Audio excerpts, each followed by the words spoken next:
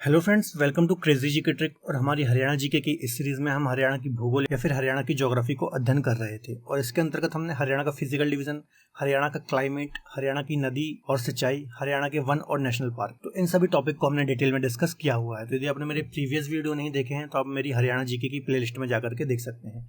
इसके अलावा आज का हमारा टॉपिक रहेगा हरियाणा की कृषि और पशुपालन। इसके अलावा दोस्तों, जो भी हमारे वीडियो लेक्चर रहेंगे वो आपके हरियाणा के जितने भी कॉम्पिटेटिव एग्जाम्स होते हैं सभी एग्जाम्स के लिए काफी ज्यादा बेनिफिशियल होने वाले हैं। तो टॉपिक को स्टार्ट करने से पहले मैं आपको थोड़ा सा अपडेट दे दूं। यदि आपको इस टॉपिक की पीडीएफ चाहिए तो आप हमारे क्रेजी जी के ट्रिक के एप्लीकेशन से पीडीएफ को डाउनलोड कर सकते हैं। इसके अलावा पीडीएफ पर आपको डिफरेंट टाइप के कोर्सेज भी मिल जाएंगे, तो उन कोर्सेज को आप एप्लीकेशन से अवेल कर सकते हैं। तो चलिए, आज का हमारा टॉपिक रहेगा हरियाणा की कृषि और पशुपालन या फिर एग्रीकल्चर और एनिमल हस्बेंड्री। तो पहले हम इसकी पूरी थ्योरी डिस्कस करेंगे और थ्योरी के बाद लास्ट में एक हमारा महत्वपूर्ण एमसीक्यूज का सेक्शन रहने वाला है। तो चलिए शुरू करते हैं। जब कृषि के साथ पशुपालन किया जाता है तो उसे मिश्रित कृषि या फिर मिक्स्ड फार्मिंग कहा जाता है। तो ये बात आपको याद रखना है। जो हमारे इंडिया में मैक्सिमम कृषि होती है वो किस प्रकार की होती है? मिश्रित कृषि होती है, क्योंकि यहाँ के जो किसान हैं या फिर कृषक हैं वो कृषि के साथ पशुपालन भी करते हैं। हरियाणा एक कृषि प्रधान राज्य है। यहाँ के जो 83.4% भूमि है वह कृषि योग्य है। इसके अलावा हरियाणा में 65% से भी अधिक जो लोग हैं उनकी जो जीविका का साधन है वो कृषि है। तो काफी इंपॉर्टेंट डेटा है। 83.4% यहाँ की जो भूमि है वो कृषि योग्य है। इसके अलावा जो 65% पॉपुलेशन है यहाँ की वो किस पर निर्भर है? कृषि पर निर्भर है। तो ये आपको डेटा याद रखना है। हरियाणा राज्य का राष्ट्रीय स्तर पर शुरू हुई हरित क्रांति की सफलता में प्रमुख योगदान रहा है। तो जो हरित क्रांति स्टार्ट हुई थी उसमें जो हरियाणा का जो प्रदर्शन था काफी शानदार था, तो काफी बड़ा योगदान माना जाता है। अब हम कुछ हरित क्रांति से रिलेटेड कुछ पॉइंट यहाँ डिस्कस कर लेते थे कि हरित क्रांति जो आई थी भारत में वो 1966-67 में आई थी। इसके बाद देश में कृषि क्षेत्र में महत्वपूर्ण प्रगति हुई थी। तो आपको पता होगा जो पहली हरित क्रांति आई थी भारत में वो 66-67 में आई थी। इसके बाद जो देश में कृषि सेक्टर था उसमें काफी ज्यादा सुधार देखने को मिले थे। सबसे ज्यादा यदि फायदा हुआ था किसी फसल को तो गेहूं और चावल को हुआ था, और सर्वाधिक इन दोनों में बात की जाए तो गेहूं को सबसे ज्यादा फायदा पहुंचा था। विश्व में हरित क्रांति की शुरुआत नोबेल पुरस्कार विजेता प्रोफेसर नॉर्मन बोरलॉग ने की थी। ठीक है, तो विश्व स्तर पर यदि हरित क्रांति का श्रेय किसी को दिया जाता है तो वो है प्रोफेसर नॉर्मन बोरलॉग, है ना। इसके अलावा जो भारत में दिया जाता है हरित क्रांति का श्रेय वो दिया जाता है MS स्वामीनाथन। तो ये दोनों नाम आपको याद रखने हैं, काफी इंपॉर्टेंट है। हरियाणा में पहली कृषि संगणना वर्ष 1970 और 1971 में हुई थी। तो ये आपको याद रखना एक फैक्ट है। अब हम देख लेते हैं हरियाणा और भारत की कुछ प्रमुख फसलें हैं, उनको हम थोड़ा डिस्कस कर लेते हैं। देखिए, फसलें मुख्यतः 3 प्रकार की होती हैं ऋतुओं के अकॉर्डिंग। एक होती है खरीफ की फसल, एक होती है रबी की फसल और एक होती है जायद की फसल। इनको हम एक एक करके डिस्कस करेंगे। पहली है खरीफ की फसल। तो खरीफ की फसल मुख्य रूप से मानसून काल में बोई जाती है, फिर मानसून काल की ये फसल है। खरीफ की फसल को जून और जुलाई में बोया जाता है तथा अक्टूबर नवंबर में इसे काट लिया जाता है। ठीक है, इसे सावनी फसल के नाम से भी जाना जाता है। तो इसके आपको मंथ याद रखना है ना। मानसून काल की फसल इसको कहा जाता है। मानसून कब आता है इंडिया में? जून में आ जाता है। तो जून जुलाई में इसको बोया जाता है और अक्टूबर नवंबर में इसे काट लिया जाता है। इसका अन्य नाम क्या है? सावनी नाम से भी जानते हैं।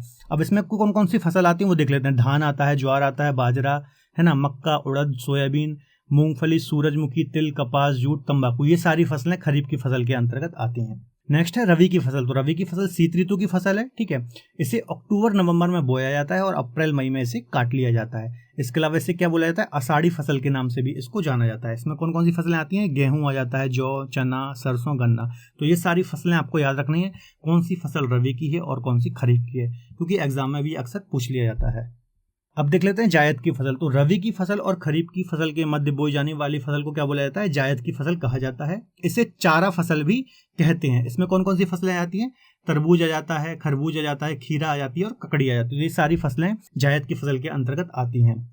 अब हम कुछ फैक्ट देख लेते हैं, जैसे दलहन फसलें कौन सी होती हैं, तिलहनें कौन सी होती है। दलहनों के अंतर्गत आती है मूंग, अरहर, मसूर, है ना, उड़द, मटर, चना, ये सब आती हैं दलहन फसलों में। और तिलहन फसलों में कौन कौन सी आती हैं? सोयाबीन, सरसों, मूंगफली और सूरजमुखी। तो कभी कभी एग्जाम में पूछ लिया जाता है कि कौन सी फसल दलहन है या फिर कौन सी फसल तिलहन है, तो आपको याद रखना है। अब हम देख लेते हैं हरियाणा की कुछ प्रमुख फसलें। सबसे पहले हम बात करते हैं गेहूं की या फिर वीट की। हरियाणा का क्षेत्रफल देश के क्षेत्रफल का कितना है? 1.34% है। ये पहली चीज हमने डिस्कस की हुई है, परंतु यह संपूर्ण भारत को देश का 12% गेहूं देता है। देखिए, क्षेत्रफल कितना कम है इंडिया का। इंडिया का केवल 1.34% एरिया ये कवर करता है, परंतु संपूर्ण भारत को देश का गेहूं कितना देता है? 12%। तो ये बड़े अपने आप में बड़ी उपलब्धि है। हरियाणा में फसलों में गेहूं की सबसे अधिक पैदावार या फिर उत्पादन होता है। हरियाणा भारत में गेहूं उत्पादन में चौथा स्थान रखता है। तो ओवरऑल यदि हम भारत की बात करें तो भारत में इसका चौथा स्थान आता है, ठीक है। पहला उत्तर प्रदेश है, दूसरा मध्य प्रदेश है, तीसरा पंजाब है, ठीक है। तो और पंजाब और हरियाणा जो प्रति हेक्टेयर में जो उत्पादन करते हैं वो सबसे ज़्यादा करते हैं, तो ये बात भी आपको याद रखनी है। गेहूं रबी की फसल है, इसे अक्टूबर नवंबर में बोया जाता है और मार्च अप्रैल में काट लिया जाता है। तो ये पॉइंट हमने पहले भी डिस्कस कर लिया। हरियाणा अपनी खपत से अधिक गेहूं का उत्पादन करता है, इसलिए इसे गेहूं की टोकरी भी कहा जाता है। तो एक बात याद रखना, मैंने अभी आपको बताया कि क्षेत्रफल बहुत कम है लेकिन उत्पादन बहुत ज़्यादा है, इसके अलावा खपत भी काफ़ी कम है। तो खपत से अधिक गेहूं का उत्पादन करता है, इसलिए इसे गेहूं की टोकरी भी कहा जाता है। तो ये एग्जाम में बन सकता है क्वेश्चन। हरियाणा में प्रथम अनाज बैंक पानीपत में स्थापित किया गया था। तो ये भी एक फैक्ट है, आपको याद रखना है। प्रथम अनाज बैंक की स्थापना पानीपत में की गई थी। हरियाणा के सिरसा, जींद, पानीपत, फतेहाबाद, कैथल और करनाल जिले में गेहूं का 50% उत्पादन होता है। तो हरियाणा में जितना भी उत्पादन होता है उसका 50% जो उत्पादन होता है वो इन जिलों में होता है। अब हम बात कर लेते हैं कॉटन की या फिर कपास की। कपास के उत्पादन में हरियाणा का प्रमुख स्थान है। हरियाणा का जो सिरसा जिला है वो कपास के उत्पादन में प्रथम स्थान पर आता है। यदि हम ओवरऑल इंडिया की बात करें तो गुजरात पहले स्थान पर है, महाराष्ट्र दूसरे पर है, तेलंगाना तीसरे पर है और हरियाणा का नंबर कौन सा है, छठवां है। तो ये कॉटन के जो पैदावार वाले राज्य हैं उनके नंबर हैं, आपको याद रखना है। गुजरात में सबसे ज़्यादा देखने को मिलता है। कपास के लिए काली मिट्टी सर्वोत्तम होती है, ठीक है। जो ब्लैक सैल होती है, जो काली मिट्टी होती है, जिसका काली मिट्टी का निर्माण कैसे होता है, ज्वालामुखी द्वारा निर्मित जो बेसाल्ट चट्टानें होती हैं उससे काली मिट्टी का निर्माण होता है।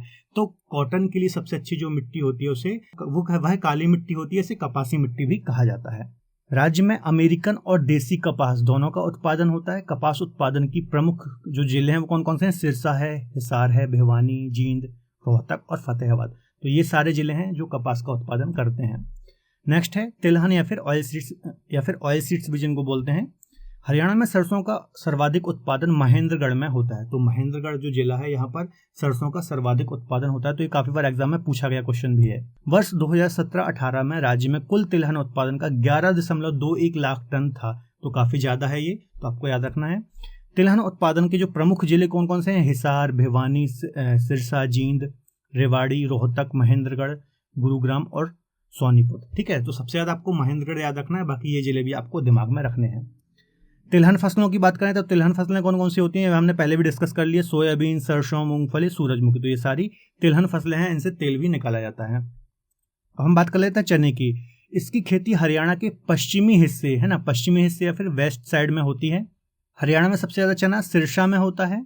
इसके अलावा फतेहाबाद, हिसार, भिवानी, रेवाड़ी आदि जिलों में भी चने का उत्पादन हमें देखने को मिलता है। अब हम बात कर लेते हैं मक्के की, या जिसे हम मेज़ भी बोलते हैं। मक्के के उत्पादन में जल की कम आवश्यकता होती है। हरियाणा में पंचकुला, अंबाला, कुरुक्षेत्र, यमुनानगर और रोहतक में मक्के का उत्पादन हमें देखने को मिलता है, ठीक है। तो आपको पता होगा जो भी मोटे अनाज होते हैं, ठीक है, मक्का भी मोटे अनाज में जाता है। तो मोटे अनाजों के उत्पादन के लिए जल की ज़्यादा आवश्यकता नहीं होती है। तो एक पॉइंट आपको याद रखना है। इसके अलावा ये सारे जिले आपको दिमाग में रखने हैं। मक्का खरीफ की फसल है, तो ये हमने अभी ऑलरेडी डिस्कस कर लिया। याद रखिएगा, खरीफ की फसलों की जो बुआई होती है वो जुलाई में होती है, ठीक है, जून जुलाई में होती है, और इसकी जो कटाई होती है वो अक्टूबर नवंबर या फिर सितंबर में हो जाती है। तो ये सारे पॉइंट आपको याद रखने हैं। चलिए अब हम फसलों के उत्पादन में कुछ जो अग्रणी राज्य हैं उनको हम यहाँ पर डिस्कस कर लेते हैं। देखिए सर, कुल खाद्यान्न की यदि हम ओवरऑल बात करें तो उत्तर प्रदेश टॉप पर है। गेहूं की बात करें तो उत्तर प्रदेश टॉप पर है। चावल की बात करें तो चावल में पश्चिम बंगाल सबसे ऊपर आता है। मक्के की बात करें तो आंध्र प्रदेश आता है। दलहन फसलों की बात करें तो मध्य प्रदेश सबसे ऊपर आता है। सूरजमुखी के उत्पादन में कर्नाटक ऊपर है। गन्ने के उत्पादन में उत्तर प्रदेश है और जूट के उत्पादन में पश्चिम बंगाल सबसे ऊपर है। तो ये कभी कभी एग्जाम में पूछ लिए जाते हैं कि किस फसल के उत्पादन में कौन सा राज्य अग्रणी है। तो ये सारे पॉइंट आपको याद रखने हैं। अब हम बात कर लेते हैं धान की या फिर चावल की, जिसे हम पैडी भी बोलते हैं। करनाल बासमती चावल के उत्पादन में विश्व में प्रसिद्ध है। तो काफी ज्यादा इंपॉर्टेंट पॉइंट है ये कि एग्जाम में सीधा सा क्वेश्चन आता है कि कौन सा जिला बासमती चावल के उत्पादन के लिए फेमस है। तो करनाल फेमस है। हरियाणा में करनाल को धान का कटोरा भी कहा जाता है, ठीक है। तो ये भी काफी इंपॉर्टेंट है, कई बार एग्जाम में पूछा गया धान का कटोरा किसे कहा जाता है, तो करनाल को कहा जाता है। चावल उत्पादन के प्रमुख जिलों में कैथल, करनाल, कुरुक्षेत्र, अंबाला, हिसार, जींद और सोनीपत है। तो ये सारे जिले आपको दिमाग में रखने हैं।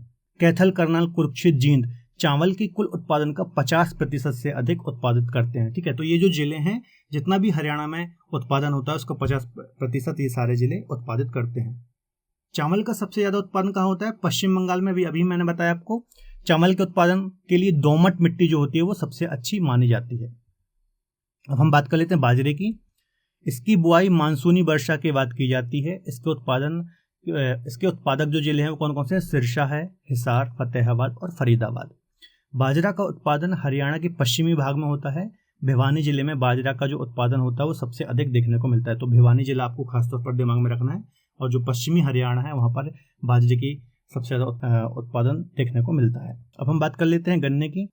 हरियाणा भारत में गन्ना उत्पादक राज्यों में एक प्रमुख राज्य है। ठीक है, तो याद रखना गन्ने में अच्छा खासा उत्पादन होता है हमारे यहाँ। हरियाणा का लगभग 1/3 जो गन्ना है वो यमुनानगर में होता है। रीज़न ये है यमुनानगर क्योंकि बारिश अच्छी खासी होती है ना, और गन्ने के लिए अच्छी खासी बारिश चाहिए। गन्ना उत्पादक क्षेत्र जिले यमुनानगर, कुरुक्षेत्र, अंबाला, रोहतक, जींद और करनाल है। ठीक है, तो ये सारे आपको जिले याद रखना है। यदि आप देखेंगे मैप में भी देख सकते हैं यहाँ पे जो जिले हैं, ठीक है, जहाँ पर बारिश में हमने पढ़ा भी था कि जो उत्तरी हरियाणा यहाँ पर बारिश अच्छी खासी होती है। ठीक है, तो इन्हीं जिलों में ये हमें गन्ने का उत्पादन देखने को मिलता है। सरस्वती शुगर मिल यमुनानगर व एशिया की सबसे बड़ी शुगर मिल है। ठीक है, कहाँ पर है सरस्वती शुगर मिल? तो ये यमुनानगर में है और यह एशिया की सबसे बड़ी शुगर मिल है। तो आपको याद रखना है इसकी लोकेशन कहाँ पर है। गन्ने के लिए ज़्यादा पानी की ज़रूरत होती है। इसकी फसल के लिए लगभग 200 सेंटीमीटर तक वर्षा होनी चाहिए। ठीक है, तो काफ़ी ज़्यादा बारिश की आवश्यकता होती है गन्ने की फसल के लिए। ये पॉइंट आपको मैंने पहले ही बता दिया। अब हम बात कर लेते हैं ज्वार की। यह साधारण वर्षा वाले क्षेत्रों में उगाया जाता है।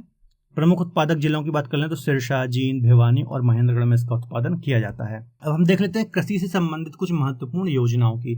तो पहली है राष्ट्रीय कृषि विकास योजना। यह केंद्र व राज्य सरकार की संयुक्त योजना है। ठीक है, इसमें केंद्र का हिस्सा 60 है और राज्य का कितना है? 40 है। हरियाणा में यह योजना 2007-2008 में शुरू की गई थी।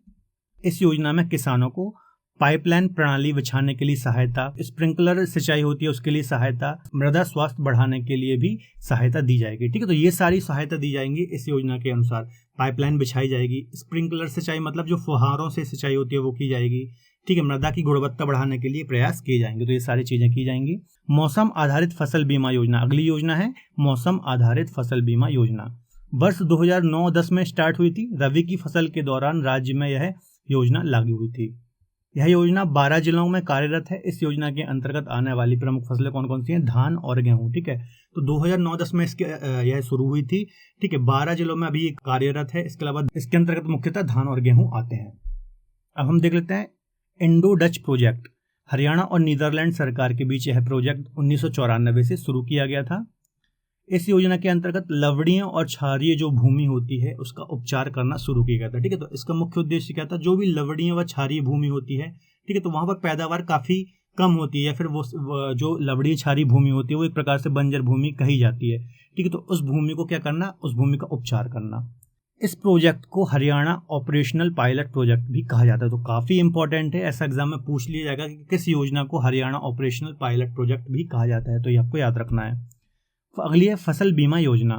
इस बीमा योजना को केंद्र सरकार द्वारा 13 जनवरी 2016 को शुरू किया गया था। ठीक है, तो डेट आपको दिमाग में रखनी है।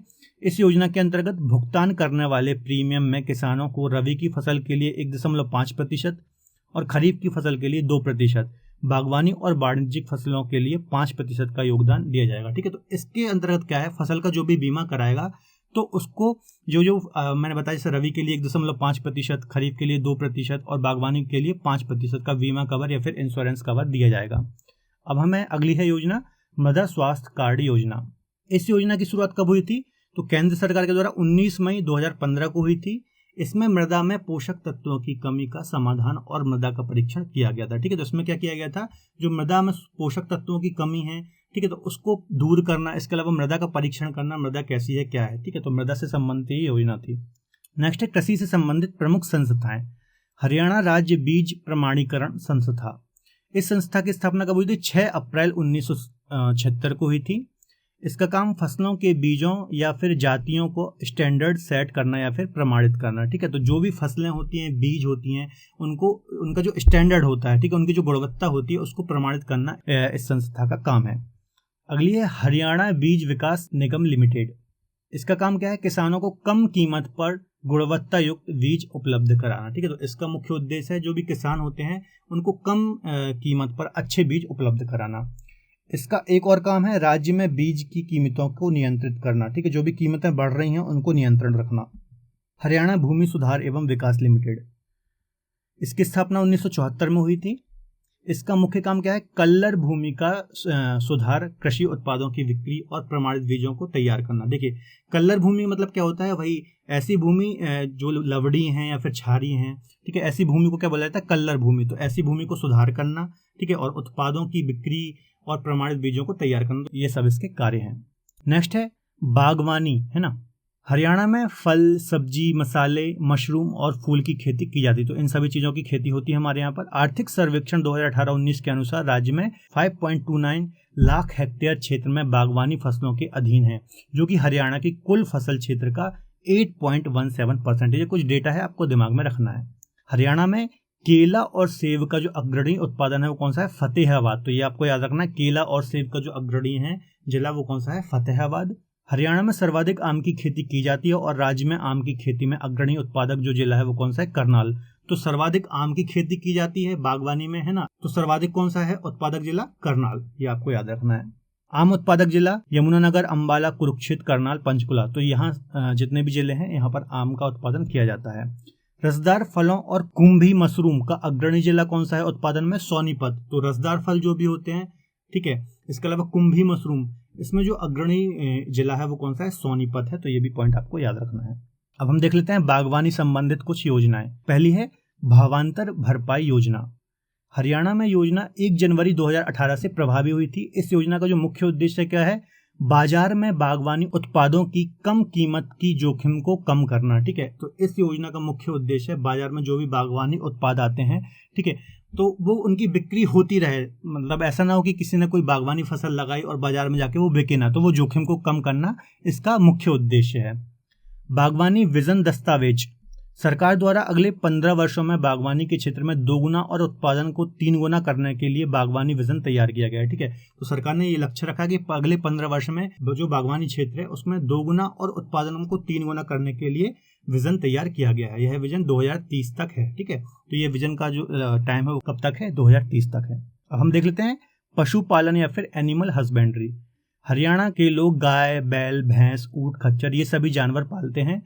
हरियाणा में पशुधन गणना 27 जनवरी 2019 को कराई। तो लेटेस्ट जो पशु गणना थी वो कब हुई थी? 27 जनवरी 2019 को। पहली बार पशु गणना में स्मार्टफोन, टैबलेट का यूज किया गया। पहली बार पशुधन गणना योजना डेयरी व पशुपालन विभाग के द्वारा कराई गई तथा पहली बार बिल्लियों की भी जनगणना की गई। तो ये सारे पॉइंट आपको याद रखना। देखिए, पहली बार ऐसा हुआ है 2019 में कि जो पशु गणना है वो किससे कराई गई? टैबलेट व स्मार्टफोन के द्वारा स्मार्ट तरीके से कराई गई है। इसके अलावा इसमें क्या किया गया है? इसका जो ये जो गणना कराई गई वो किसके द्वारा कराई गई है? पशु गणना योजना, ठीक है, डेयरी व पशुपालन विभाग के द्वारा कराई गई है। इसके अलावा पहली बार बिल्लियों की भी जनगणना कराई गई। तो ये सारे पॉइंट आपको याद रखने हैं। सर्वाधिक बिल्ली कहाँ पाई जाती है? तो नूह, मेवात में सर्वाधिक बिल्ली पाई जाती है, आपको याद रखना है। हरियाणा के हिसार में एशिया का सबसे बड़ा पशु फार्म या फिर एनिमल फार्म है। तो ये आपको याद रखना है, हिसार जिले में क्या है? सबसे बड़ा एशिया का पशु फार्म है। मुर्रा भैंस को हरियाणा में काला सोना भी कहा जाता है क्योंकि यह दूध और खेती के कार्य के लिए उपयोगी है, ठीक। तो मुर्रा भैंस काफी उपयोगी होती है, इसे काला सोना भी कहा जाता है। ये दूध को भी काफी ज्यादा देती है। हरियाणा में गायों की हरियाणा और साहिवाल सर्वाधिक, है ना, नस्लें प्रमुख है, ठीक है। तो हरियाणा की जो कुछ नस्लें हैं गायों की, एक है हरियाणा, ये नस्ल का नाम है, ठीक है, आपको याद रखना है। इसके अलावा एक साहिवाल नस्ल, ये 2 नस्लें पाई जाती हैं। इसके अलावा कॉकरेज गायों की सबसे अच्छी नस्ल मानी जाती है। तो एक ये गाय की नस्ल है कॉकरेज, ये सबसे अच्छी नस्ल मानी जाती है गायों की। हरियाणा में पशुधन की बात करें तो कुल पशु कितने हैं? 71,26,497 कुल पशुधन है। इसके अलावा सबसे कम की बात करें तो पंचकुला जिले में सबसे कम पशुधन है, लगभग 1,05,000। और सबसे ज्यादा की बात करें तो हिसार में है, लगभग 6,57,000 के अप्रॉक्स यहाँ पर पशुधन है। तो आपको याद रखना सबसे कम कहाँ है, सबसे ज्यादा कहाँ है ना। बाकी आपको ये डेटा याद करने की जरूरत नहीं है। चलिए अब कुछ महत्वपूर्ण तथ्य हम यहाँ पर डिस्कस कर लेते हैं। केंद्रीय भैंस अनुसंधान केंद्र कहाँ पर है? तो हिसार में केंद्रीय भैंस अनुसंधान केंद्र है। सुअर अनुसंधान केंद्र बसबाड़ा करनाल में है। इसके अलावा आधुनिक सुअर प्रजनन केंद्र कहाँ पर है? हिसार में। तो ये सारे कुछ फैक्ट हैं, आपको दिमाग में रखने हैं। पशु विज्ञान केंद्र की बात करें तो कैथल में पशु विज्ञान केंद्र है। सबसे बड़ा ऊंट का मेला कहाँ लगता है? तो बरालू गांव है भिवानी जिले के अंतर्गत, तो यहाँ पर लगता है सबसे बड़ा ऊंटों का मेला। वर्तमान में राज्य पशु चिकित्सा संस्थान कितने हैं टोटल, तो पशु चिकित्सा संस्थान कितने हैं 2799। पशु किसान क्रेडिट कार्ड जो योजना थी वो कब लागू हुई थी, तो 6 दिसंबर 2019 को लागू हुई थी। कुल गौशालाएं कितनी हैं 615 में है। सर्वाधिक की बात करें तो सिरसा में है और सबसे कम कहाँ पर है, रेवाड़ी में है। पंजीकृत गौशालाओं की बात करें इनमें से तो 546 गौशालाएं ही ऐसी हैं जो पंजीकृत हैं। हरियाणा में सर्वाधिक गाय सिरसा जिले में पाई जाती है। तो कुछ फैक्ट हैं आपको दिमाग में रखने, एग्जाम में पूछे जाते हैं, इंपॉर्टेंट है। अब हम बात कर लेते हैं पशुपालन के लिए जो सरकार के द्वारा योजनाएं चलाई जा रही है वो डिस्कस कर लेते हैं। तो पहली है पशुधन बीमा योजना। पशुधन बीमा योजना 29 जुलाई 2016 को झज्जर जिले से शुरुआत की गई थी। उद्देश्य क्या थे इसके, तो अनुसूचित जाति के जो पशुपालक हैं इन्हें निःशुल्क है, ठीक है, यह योजना जो थी अनुसूचित जाति के पशुपालकों के लिए निःशुल्क थी। गाय, भैंस, सांड और ऊंट के लिए 100 रुपए के प्रीमियम पर बीमा प्रदान किया गया, बीमा या फिर इंश्योरेंस प्रदान किया गया, ठीक है। इसके अलावा भेड़, बकरी, सुअरों के लिए 25 रुपए के प्रीमियम पर 3 वर्ष की अवधि के लिए यहाँ पर बीमा प्रदान किया गया, ठीक है। तो इसमें क्या किया गया था इस योजना में, इतने कम प्रीमियम पर आपके जो जानवर हैं उनके लिए इंश्योरेंस कवर या फिर बीमा कवर दिया गया था। यदि आपके जानवरों को कुछ होता है तो आपको सरकार पैसे देगी। हरियाणा देश का ऐसा पहला प्रदेश है जहां गायों की पहचान के लिए 12 अंकों का एक यूनिक आईडी नंबर दिया गया, ठीक है। तो ये काफी अच्छी बात है। हरियाणा एक ऐसा पहला राज्य जहां पर जो गाय हैं उनके लिए एक यूनिक नंबर दिया गया 12 अंकों का, जिससे गायों की पहचान की जाए। ग्रामीण क्षेत्र में रहने वाले पशुपालकों के लिए पशुओं से संबंधित 24 घंटे जानकारी के लिए पशु विकास वाहिनी नामक योजना शुरू की गई। तो ये भी एक पॉइंट है, आपको याद रखना है। राज्य में गौ हत्या के प्रतिबंध के लिए हरियाणा गौवंश संरक्षण एवं गौ संवर्धन अधिनियम 2015 बनाया गया। इसे कब लागू किया गया, तो 19 नवंबर 2015 को इसे लागू किया गया। तो ये आपको याद रखना है कब लागू किया गया था। महिलाओं की आर्थिक स्थिति को सुधारने के लिए हरियाणा महिला डेयरी योजना की शुरुआत की गई, ठीक है। देखिए जो महिलाएं होती हैं ग्रामीण क्षेत्र की, ठीक है, उनकी आर्थिक स्थिति को सुधारने के लिए, ठीक है, हरियाणा महिला डेयरी योजना की शुरुआत की गई। इसके अंतर्गत क्या था कि आप पशुओं को पालिए और उनका जो भी दूध वगैरह होता है उसको आप सहकारी समितियों की सहायता से बेचिए। हरियाणा देश का ऐसा पहला राज्य है जिसने दुधारू पशुओं की नस्ल सुधारने और उनके संरक्षण के लिए एक हरियाणा मुर्रा भैंस तथा अन्य दुधारू पशु नस्ल अधिनियम 2001 बनाया। तो हरियाणा ऐसा पहला देश है जिसने दुधारू जो भी पशु होते हैं जो दूध देते हैं, ठीक है, उनकी नस्ल को सुधारने के लिए और इनके संरक्षण के लिए एक पूरा का पूरा अधिनियम बना रखा है। गौवंश और भैंस वंश के प्रजनन और विकास के लिए हरियाणा सरकार ने 12 से 13 जनवरी 2000 को हरियाणा पशुधन विकास बोर्ड की स्थापना की गई थी, ठीक है। तो 12 से 13 जनवरी को क्या की गई थी, 2000 को हरियाणा पशुधन विकास बोर्ड की स्थापना की गई थी। बांझ मुक्त पशुधन योजना 2009-10 से स्टार्ट हुई थी। इसका उद्देश्य क्या था, प्रति पशु उत्पादकता को बढ़ाना, और इस योजना का प्रकाशन राष्ट्रीय कृषि विकास योजना के अंतर्गत किया गया था। तो ये सारे पॉइंट हैं, आपको दिमाग में याद रखने हैं। राष्ट्रीय दुग्ध अनुसंधान संस्थान नेशनल डेयरी रिसर्च इंस्टीट्यूट, ठीक है, इसकी स्थापना कब हुई थी, 1955 में की गई थी। इसका मुख्यालय अभी वर्तमान में कहाँ है, करनाल में है। पहले इसका मुख्यालय बेंगलुरु में था, ठीक है। 1955 में इसका मुख्यालय करनाल शिफ्ट किया गया। तो ये काफी इंपॉर्टेंट पॉइंट है, आपको याद रखना है। पहले कहाँ था, बेंगलुरु में, वर्तमान में कहाँ है, करनाल में। 1955 में शिफ्ट किया गया था। केंद्रीय भैंस अनुसंधान संस्थान की स्थापना 1885 में की गई थी। इसका मुख्यालय हिसार में है। तो ये भी आपको फैक्ट याद रखना है। अब कुछ महत्वपूर्ण एमसीक्यूज क्वेश्चन हम यहाँ पर डिस्कस कर लेते हैं। देखिए पहला है, हरियाणा की कितनी भूमि कृषि योग्य है, तो 83% भूमि लगभग यहाँ पर कृषि योग्य है, मैंने आपको बताया था। पहली कृषि संगणना कब हुई थी, तो इसका आंसर हो जाएगा ए, 1970-1971 में हुई थी। खालिस्तान के उत्थान में हरियाणा प्रदेश में मुख्य भागीदार था, तो हरित क्रांति, ठीक है, हरित क्रांति आई थी, तो हरियाणा में अच्छा खासे इसके रिजल्ट देखने को मिलते। सर्वाधिक फायदा किसको हुआ था, गेहूं की फसल को और चावल की फसल को, और इन दोनों में भी यदि देखा जाए तो गेहूं में सर्वाधिक उत्पादकता देखने को मिली थी। हरियाणा में किस फसल का उत्पादन सर्वाधिक होता है, तो गेहूं का उत्पादन सर्वाधिक होता है यदि ओवरऑल इन फसलों में देखा जाए तो। महेंद्रगढ़ जिला किस फसल के उत्पादन के लिए फेमस है, तो इसका हो जाएगा सरसों, ठीक है, सी आंसर हो जाएगा। सरसों के उत्पादन के लिए महेंद्रगढ़ फेमस है, ठीक है। महेंद्रगढ़ जिला में अच्छा खासा उत्पादन होता है सरसों का। बासमती चावल के उत्पादन के लिए प्रसिद्धि पाकर हरियाणा का कौन सा जिला धान का कटोरा कहा जाने लगा, तो इसका आंसर हो जाएगा करनाल, बी आंसर हो जाएगा करनाल, है ना। मैंने आपको बताया था धान का कटोरा कहा जाता है करनाल को, क्योंकि अच्छा खासा यहाँ पर बासमती चावल होता है। हरियाणा में सर्वाधिक क्षेत्र में किस फसल की खेती की जाती है, इनमें से मतलब फलों में से देखा जाए, बागवानी में देखा जाए तो आम की सर्वाधिक यहाँ पर खेती की जाती है। खुम्बी फसल के उत्पादन में हरियाणा का कौन सा जिला अग्रणी है, तो खुम्बी में यदि हम देखें तो सोनीपत है, जो बी आंसर हो जाएगा इसका सोनीपत। खुम्बी के उत्पादन, खुम्बी क्या होता है, जो मशरूम होता है उसको खुम्बी बोलते हैं, तो सोनीपत इसमें अग्रणी है। हरियाणा में आम की बागवानी किस जिले में होती है? तो आम की बागवानी के लिए मैंने बताया था महेंद्रगढ़, है ना। इसका आंसर हो जाएगा आम की बागवानी के लिए महेंद्रगढ़, डी आंसर हो जाएगा 9th का, है ना। सबसे ज्यादा यहाँ पर उत्पादन होता है। नेक्स्ट है, किस दुधारू पशु को हरियाणा में काला सोना भी कहा जाता है? तो मुर्रा जो भैंस है, ठीक है, इसे काला सोना भी कहा जाता है। गन्ना उत्पादन में हरियाणा का कौन सा जिला अग्रणी है? तो यमुनानगर जिला, ठीक है, मैंने बताया था सबसे ज्यादा वर्षा की आवश्यकता होती है इसको। हरियाणा में भैंस के लिए प्रसिद्ध नस्ल कौन सी? तो मुर्रा जो नस्ल है प्रसिद्ध तम यहाँ पर भैंस की नस्ल है। एशिया की सबसे बड़ी पशुधन फॉर्म कहाँ पर है? तो ये भी मैंने आपको बताया था, इसका आंसर हो जाएगा हिसार, है ना। हिसार में एशिया की सबसे बड़ी पशुधन फॉर्म है। हरियाणा सरकार ने किस तारीख को पशुधन बीमा योजना की शुरुआत की? तो इसका हो जाएगा 29 जुलाई 2016 को पशुधन बीमा योजना की शुरुआत हुई थी। हरियाणा सरकार ने पशुधन बीमा योजना की शुरुआत की तो किस जिले से की थी? तो इसका आंसर हो जाएगा झज्जर जिला। ये भी मैंने आपको बताया था, झज्जर जिले से इसकी शुरुआत हुई थी। नेक्स्ट है, जुलाई 2016 को हरियाणा सरकार द्वारा जो प्रारंभ पशुधन बीमा योजना थी, इसका उद्देश्य क्या थे? तो यह योजना अनुसूचित जाति एससी के पशुपालकों के लिए निःशुल्क थी, बिल्कुल सही है। गाय, भैंस, सांड और ऊंट के लिए 100 रुपए के प्रीमियम पर बीमा, ठीक है, ये भी सही है। इसके अलावा भेड़, बकरी, सुअरों के लिए 25 रुपए के प्रीमियम में 3 साल, ठीक है, तो ये भी सही है। तो इसका आंसर हो जाएगा डी, उपरोक्त सभी, है ना, तो डी आंसर हो जाएगा इसका। हरियाणा सरकार द्वारा ब्याज मुक्त पशुधन स्कीम किस कार्यक्रम या फिर निकाय द्वारा प्रकाशित किया गया? तो इसका आंसर हो जाएगा बी, राष्ट्रीय कृषि विकास योजना।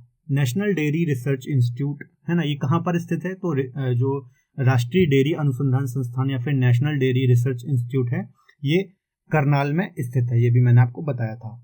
राष्ट्रीय दुग्ध अनुसंधान संस्थान मुख्यालय का स्थानांतरण करनाल में किस वर्ष किया गया? तो अभी मैंने आपको बताया था 1955 में इसे शिफ्ट किया गया था। केंद्रीय भैंस अनुसंधान संस्थान कहाँ पर है? तो भैंस अनुसंधान संस्थान हिसार में है, इसका आंसर हो जाएगा सी। गेहूं उत्पादन में राज्य का कौन सा स्थान है? गेहूं उत्पादन में इसका, ये भी मैंने आपको बताया था, 4th स्थान है ना। सबसे ऊपर कौन है गेहूं उत्पादन में? तो यूपी आता है ना, मध्य प्रदेश आता है और फिर पंजाब आता है। 4थे पे कौन सा आता है? अपना हरियाणा। हरियाणा में प्रथम अनाज बैंक कहाँ पर स्थापित किया गया? तो अनाज बैंक की बात स्थापना की जाए तो अनाज बैंक की बात की जाए तो पानीपत में सबसे पहले इसकी स्थापना की गई थी, है ना। कपास उत्पादन में राज्य का कौन सा जिला अग्रणी है? तो कपास में सिरसा जिला अग्रणी है। किस फसल की उपज के लिए जल की कम खपत होती है ना? तो मक्का, ये मैंने बताया था, मोटा अनाज जो भी होता है उसके लिए पानी कम आवश्यक होता है ना, तो मक्के के लिए भी काफी कम होता है। तो ये थे हमारे मोस्ट इंपॉर्टेंट महत्वपूर्ण एमसीक्यूज। इसके अलावा दोस्तों, यदि आपको इस टॉपिक की पीडीएफ चाहिए तो आप हमारे क्रेजी जी के ट्रिक के एप्लीकेशन से पीडीएफ को डाउनलोड कर सकते हैं। इसके अलावा यदि आपको आज का लेक्चर पसंद आया तो प्लीज वीडियो को लाइक करें, इसके अलावा अपने दोस्तों के साथ शेयर करें। मिलते हैं अगले लेक्चर में, तब तक के लिए धन्यवाद।